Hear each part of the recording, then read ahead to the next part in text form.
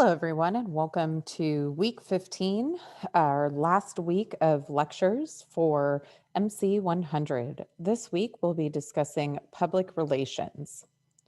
Now, when you think of public relations, you may think of people like this.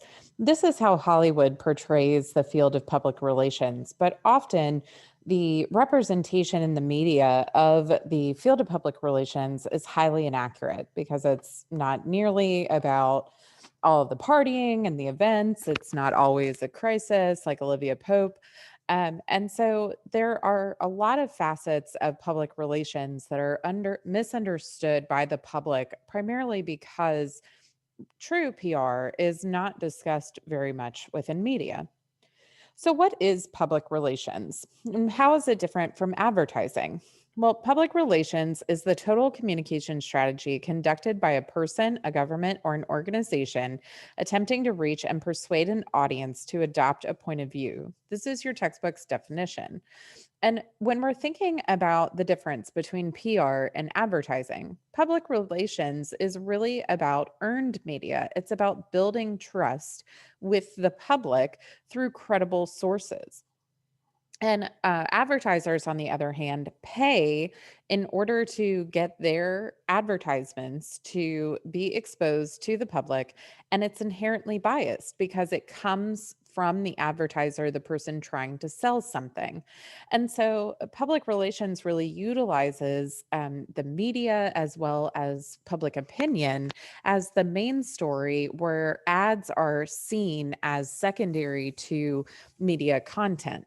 So, the ability for public relations to really get free exposure for clients through public relations and media relations is one of the key aspects that makes it so integral to business in America. Almost every single company is going to have some kind of PR or communications expert that really focuses on how the company can appear to the outward facing public. Now, your textbook mentions a couple of PR representatives who are very famous. And I thought that these quotes were good representations of what PR is, especially in contrast to advertising. Now, advertising is saying you're good, says Gassy. But PR is getting someone else to say you're good. So it's about moving away from your voice into public opinion for PR. Richard Branson, who is the founder at Virgin Group, of a very famous company, of course, and a big PR influencer, says publicity is absolutely critical. A good PR story is infinitely more effective than a front page ad. And this is very true. When it comes to purchasing decisions, people are typically more influenced by public relations campaigns than they are advertising dollars. And this is because when we're going back to the difference between PR and advertising, you see that you, as a media consumer, would be more skeptical to believe the claims of an advertisement, knowing that the end goal is to sell. While if you're getting influence of what the public thinks about the brand, or what a media story is saying about the brand or organization, you're more likely to believe that as credible because it comes from that third party source. So, PR, again, is a very critical aspect of communication as a field, as well as the business industry. Now, public relations has developed into an applied social science. The main goal, of course, is to influence behavior and policy in order to motivate individuals or groups to make specific course of action. So you're always wanting to tell the audience as a PR professional what the call to action is. What are you wanting them to do? And PR is really about creating, changing, or reinforcing opinions and attitudes about a brand, an organization, a person. And it's about how you influence people. And because of that goal, it draws on several of the social sciences to create one field. And so a lot of PR representatives, people who work in PR, will study psychology, sociology, political science, economics, cultural anthropology, and geography in order to better understand how to influence public opinion and attitudes. Now, I worked as a PR professional for over 5 years, and over the course of that 5 year period, and I was working in nonprofit PR, we've really seen a drastic change in the industry in terms of having to work in the digital sector as well as traditional media sectors to really influence opinion in proper ways. And this has led to a large growth in the field. And in fact, within the communication field, which compromises or is composed of a lot of different industries. Within communication, PR is the fastest growing of all communication fields. There are over 7,000 PR firms in the United States, which includes in house firms as well as independent firms. But all PR representatives will use what's called the ropes model in order to create their content and their campaigns. And so you have to be able to research. You're conducting research about your brand, your client, the audience, you're creating SMART objectives, which means that they're specific, they're measurable, they're achievable, and so on and so forth, so that you can really meet your goals and prove your worth to your company or your client in your PR tactics. You also are responsible for programming, meaning that you're producing the content, whether that's speeches, whether that's a PSA, a press release, things of that nature. So you're having to create content, which means you're doing a lot of media writing all the time. And then you have to be able to evaluate your campaign, which means you have to be able to show that you have made a return on the investment that your company or client has given you, and that you can meet those objectives, those goals that you outlined at the beginning of the campaign. And then the last part of the ropes model is really a recent addition within the past decade, where they have added stewardship as part of the PR model, because paying attention to the social and ethical implications of PR campaigns is increasingly important today. Now, who is the public in public relations? This is something I get asked often, and the answer is it varies. The public can be either the general public, like the US population or maybe even the world population, but there are also other specific audiences that certain types of PR will work with. One of the primary factors or sources of influence that you'll need to be working with as a PR professional are the media, the traditional media, as well as digital and convergent media, like bloggers or podcasters. So, all the different types of media that we have discussed thus far in the semester, a PR representative is really seeking to influence them as that third party that can be the driver of public opinion. In terms of your employees, if you're working either within a company, so for example, I was an internal communications PR representative for UAB Medicine. So one of my primary jobs was to communicate with the over 5,000 employees that UAB has and make them an influencer and a public opinion driver about the hospital. And so internal communications or internal PR are those that really look at the employees of a business or a client that you're working with. We also have government relations. This can be anything from a lobbyist who often deal with public relations to someone who is working on a PR campaign for a candidate or for a government organization. Now, of course, the community that you're working in is going to be a public that you work with, as well as consumers. So sometimes people think PR is only for organizations or nonprofits, and that's not true. Every company who is for profit really needs to have an eye on public relations if they don't have someone in that position specifically, because your consumers need to be aware of your brand and supportive of your brand, and so being a PR representative for a for profit client is important as well. Now, there are also important aspects of PR that deal business to business. For example, when I was working with the American Heart Association, one of my primary jobs was working with high end companies and donors who were stakeholders for the nonprofit organization in terms of fundraising. And so I was actually working with other companies that supported our organization and doing that business to business type PR. And then, of course, investors are also an important stakeholder that you need to communicate to as a PR representative. Now, in terms of the public relations tools that you will use if you were to go into PR, or the tools that are being used currently that you are often exposed to as a media consumer, news and press releases tend to be one of the primary job factors of a PR representative. Like I said, trying to get the media to cover your organization, product, or client is a critical aspect of PR. But sometimes this is only referred to by a media relations team. So not all PR representatives will do this, but it is a skill that all PR professionals need to have. A video news release is one where you actually create an entire news story, and the broadcast television station, or sometimes uh, only the audio will be picked up for a radio segment. But broadcasters and online news will then pick up your VNR as is.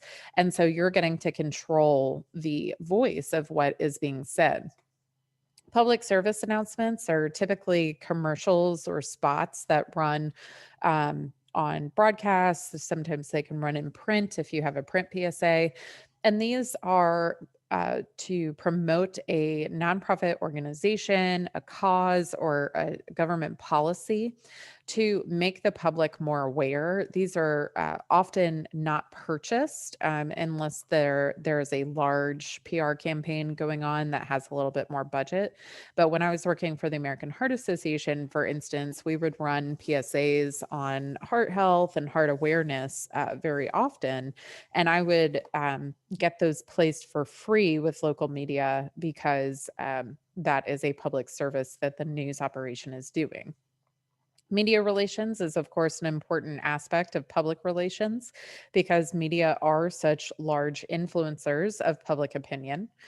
Uh, some PR professionals also do special events or pseudo events. Pseudo events are those that are created specifically to gain press coverage, and we'll talk about one of those coming up. But some PR professionals do event planning, although that is not typically a primary job task of a PR professional. Now, community and consumer relations is, of course, critically important for public relations because, again, you're trying to influence public opinion. And so, if there is a large Twitter controversy, for instance, over one of your products or an advertisement that's running, it is then the PR representative's job to manage those conversations online and in the general public. Lobbying can be another aspect of public relations, although sometimes falls under the political science career field. But there's a lot of overlap in PR and political science when it comes to lobbying, because a lobbyist is someone who works to influence government leaders to adopt certain policies or to support certain candidates through the use of public relations tactics. And the lobby industry has grown significantly over the past few years. It is a $3.3 billion industry. Now, there is another sector of public relations that deals specifically with crisis management, and sometimes a PR representative will have to do all of these things. And when a crisis comes up, then their job kind of changes in the aspect that they're reacting to a crisis rather than trying to be proactive with their public relations management. But there are some people, similar to like an Olivia Pope, who are specifically hired during a crisis to manage that crisis for an organization. So crisis communication is are those PR professionals who are trying to manage public opinion when something bad happens. And then, of course, social media and digital management is a key aspect of public relations. So let's go through some of these tools. Here is a VNR from Chevy. And again, this would have run as a news story on broadcast TV stations and making it appear like it is a news story, but it actually runs as this video news release. And so many stations actually outlaw the use of VNRs, but sometimes they still make it to air. So here's an example. One of the biggest signs the economy is recovering is the tremendous growth in car and truck sales. And what are Americans most interested in as they venture back into dealerships?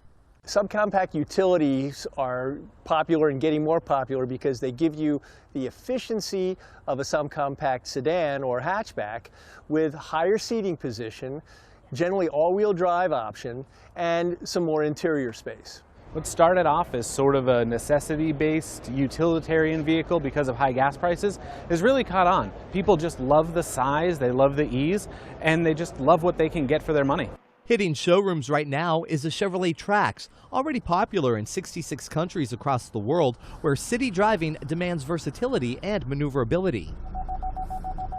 The US version comes with an abundance of technology, including available 4G LTE, creating a Wi-Fi hotspot for up to 7 devices.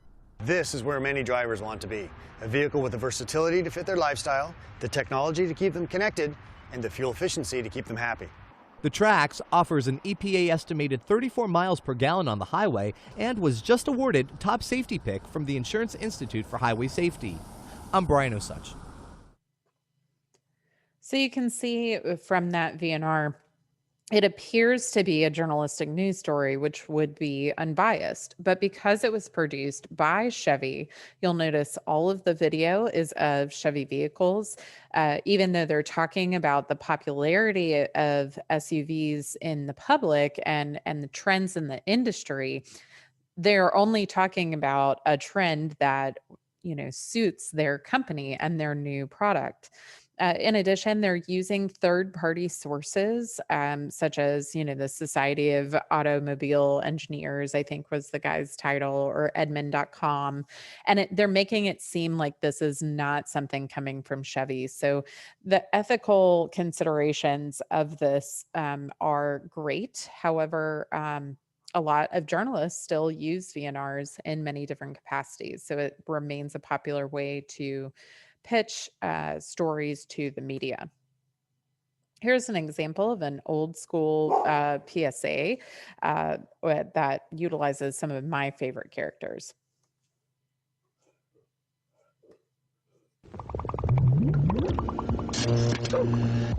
R2? Where are you? R2? R2? R2, you're on fire! R2-D2, you found a cigarette. Well, I don't think smoking is grown up at all. Because it's very dangerous. Smoking does dreadful things to your lungs and is very bad for your heart. Well, I know I don't have one, but humans do, and I think we should set a good example. Well done, R2. Oh, hello. You know smoking is bad for your health, and it isn't grown up at all. So please, don't smoke. R2, do you really think I don't have a heart? So PSAs are particularly useful because they can influence public opinion without costing a lot. Health PSAs are very common, as well as safety PSAs, like having to wear your seatbelt, wearing a mask in public during the pandemic, things of that nature. So, PSAs are actually a very critical tool used by PR professionals. Now, pseudo events, as we spoke about before, are those that are meant to generate press coverage. So, for instance, 7-Eleven turned some of their stores into quickie marts in a collaboration with The Simpsons in order to gain publicity and attention for doing so. And so, this is an example of a PR campaign that used a pseudo event to gain media coverage. Now, the main tasks of public relations professionals are to write and send news releases and pitch stories to the media. So, journalists will cover them. The problem, of course, being that there is less control over the message once you give it to a third party, like a journalist or a blogger, to cover. The organization loses some of the ability to control the brand voice, like you would for an advertisement. And so, but this remains one of the most important tasks for public relations slash media relations. Having conversations across digital platforms, especially social media, is particularly important. You will find, I think, in the next few years that responding to consumers on social media is going to be a growing part of the PR industry because the audience and the consumers are expecting to have that level of interaction when an organization, a company is online. And so a lot of people are going to social media, for instance, to give complaints and things like that. And PR professionals are going to start being required more and more often to actually respond to those. In addition, you might write and design online or print publications like brochures, newsletters, flyers, have strategic communication campaigns, both internal and external, where you're planning an entire campaign. This can be as small as something like trying to promote re-entry testing for students as a PR professional for the University of Montevallo, or it can be as comprehensive as the CDC trying to recommend social distancing guidelines and how do you implement that nationwide. That would, of course, be a larger external campaign where those at Montevallo are running an internal campaign for students to comply with those regulations. It's also important to engage, interact with, and recruit community members, consumers, groups, donors, stakeholders to your client or your business. And this again comes in the terms of the relations side of public relations. You're really continually building relationships. PR professionals are also needing to write speeches very often. Sometimes they'll actually be giving the speeches, but more often, PR professionals ghostwrite for politicians and others in order to make that person sound um, on brand and within the organization's policies. You also want to counsel leadership on communication issues. And so often, as a PR professional, you'll be called in by a business CEO or management in order to talk about how they can effectively communicate policies or things that are happening. You're also in charge of publicity of special events, managing crises, and a lot of PR professionals are now also having to do a great deal of market and audience research. And so, background in research as an undergrad can really help prepare you for a PR career as well. So, a lot more goes into PR than I think a lot of people realize. And the responsibilities of PR professionals, as I have said, are continuing to grow because websites have become a main player in PR because you're having to create content for websites. You're having to manage and update these websites, which can either be external facing to the public, or you can have an intranet, like a company website that only employees can access, and you have to manage and update that too. And then, of course, managing search engine optimization and keyword word usage. These are all very intricate things that PR professionals are having to deal with in the digital mediums. Social media also enables companies, celebrities, and politicians to interact with audiences on a more personal level than they have been able to do ever before. And so it adds this wonderful new tool, but an additional responsibility.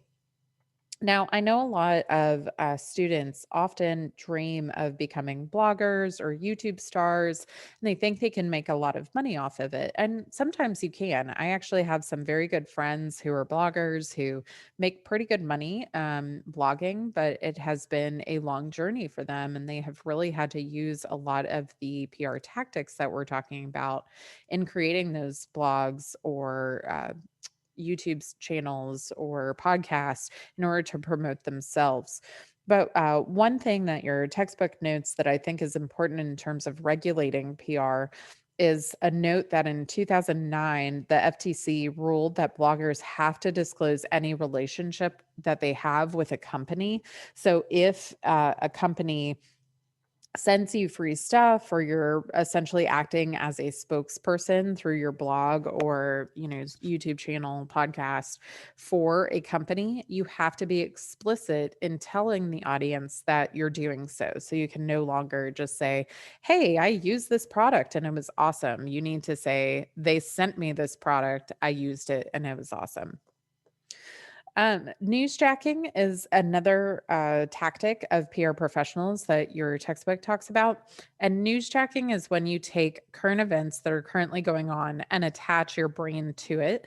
So, for instance, when the blackouts were happening a couple of years back, there were multiple campaigns that talked about blackouts and things like that. And so it's essentially utilizing what's going on in the world around you to connect it to your brand voice and values, whether it's in a clever way like they have done here, or with the recent social justice movements, a lot of PR professionals were then responsible for communicating about how their organization was responding to social justice movements.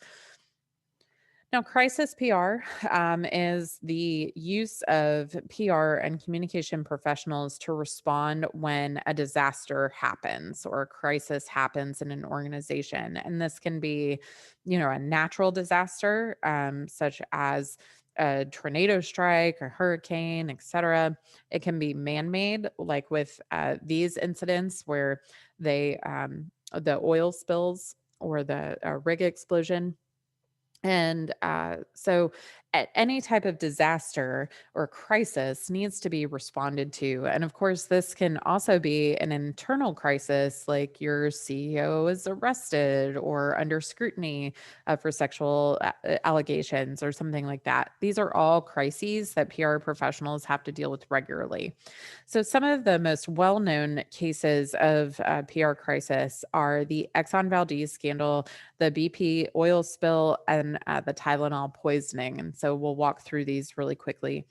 In terms of the Exxon Valdez spill, this was when an Exxon ship began leaking and released 11 million gallons of fuel into the ocean. And so PR representatives advised a very quick response, but they were not listened to because PR professionals at the time were not held in very high esteem, and no chief officers were sent to the location.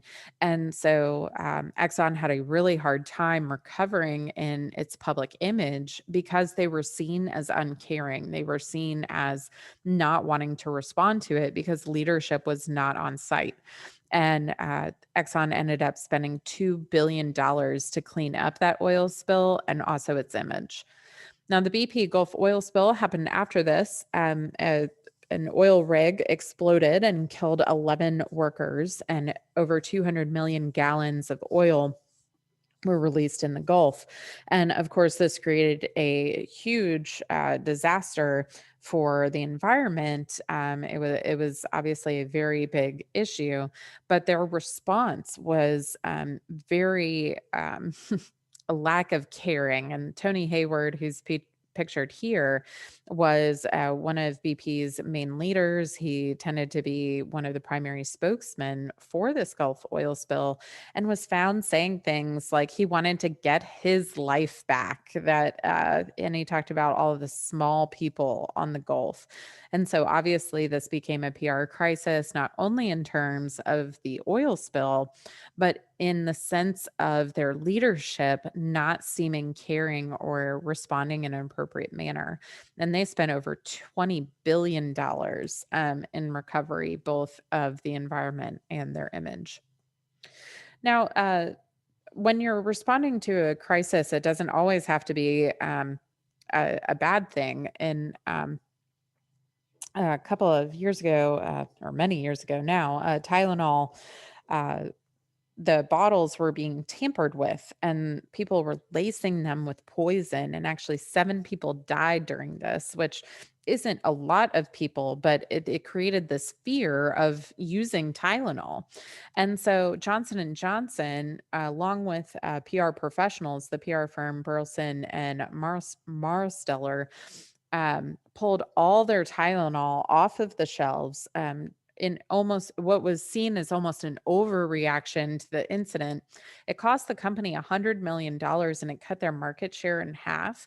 But the PR firm, using a lot of research and uses of media relations, were able to make this into a pro that Tylenol cared so much about their consumers that they were willing to hurt themselves economically in order to protect their clients. And so 3 months later, they came up with tamper resistant bottles. So now you have, the Tylenol bottles that you can't actually just twist open.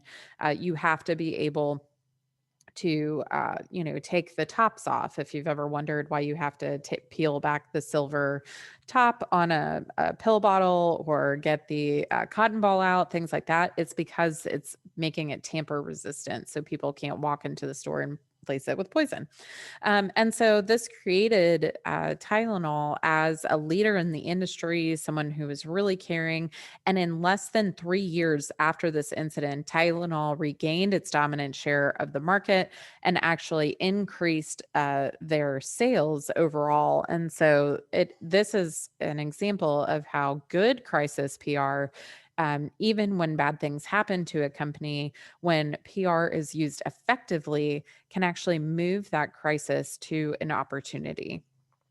So now that we've talked a little bit about PR, I want you to go ahead and do your discussion post, and then make sure you watch the guest lecture with Honora Picnic, who works in public relations for a local church organization. You can hear what it's like to be a day in the life of a PR professional. And then we will begin reviewing for the final exam, which will take place on December 11th.